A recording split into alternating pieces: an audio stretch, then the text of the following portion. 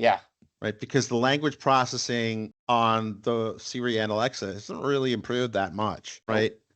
And it's interesting to show where our expectations as not just technologists, but consumers of technology, who are technologists, right?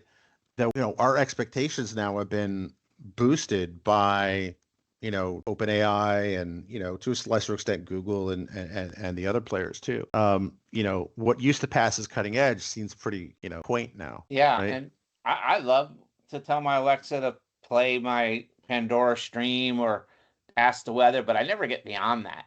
I mean, Right. and it could have done so much more for me. The example I used to give a lot when I was doing presentations or live streams was I'd say, Alexa, who is, the Wu-Tang Clan, right? And like she'll tell me, and I'll be like, what was their first album? And up until about 2 years ago, she would say first album was an album by Flaming Lips released in 1975 or something like completely non-tangent. Like, and I was just like, see, that's because I would talk about the importance of context in language processing. I'm like, well, there you go.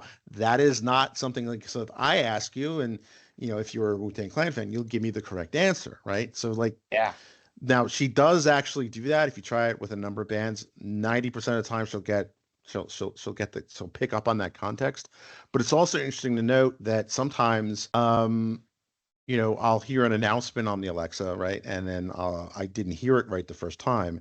And I'll say, can you repeat that? And after you wait too long, she forgets the context. And it's kind of like Yeah. that context window is something that's hard to do for people to understand. But like you would think that more than like 3 minutes, like it should be able to hold that. But